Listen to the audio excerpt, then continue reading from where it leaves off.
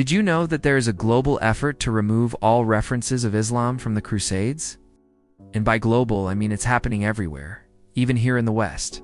It's happening in schools, universities, the media, and even in churches. The goal is to make people believe that the Crusades were just a thing that happened between Christians and Muslims a long time ago, not relevant to us today. This couldn't be further from the truth. While it's true that the Crusades took place over 800 years ago, their impact is still being felt today. In fact, I would argue that the Crusades are more relevant now than they have ever been. The legacy of the Crusades has had a profound impact on the way Christians view and treat Muslims, and it continues to shape our world today. But before we get into that, let me ask you this. Why do you think there is such a big effort to remove all references of Islam from the Crusades? Could it be that if people understood the real history of the Crusades, they would see how Islam was portrayed and treated? As a result, we would be called to repentance.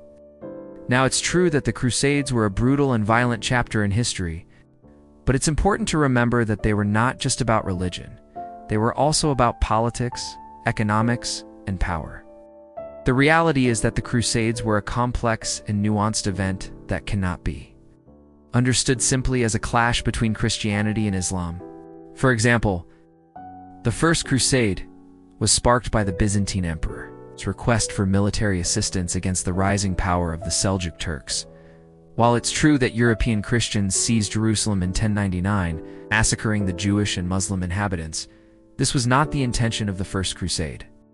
In fact, the original plan was for the Crusaders to assist the Byzantines and then return home. It was only after they arrived in Constantinople that the idea of seizing Jerusalem began to take hold. Another example of the complexity of the Crusades is the fact that there were multiple Crusades, and while some of them were focused on seizing Jerusalem, others were not.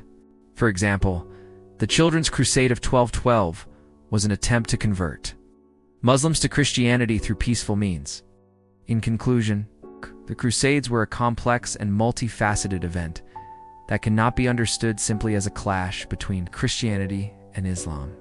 While it's true that the Crusades were a brutal and violent chapter in history, they were also a product of the political, economic, and social conditions of the time. To truly understand the Crusades, we must study them in their full context.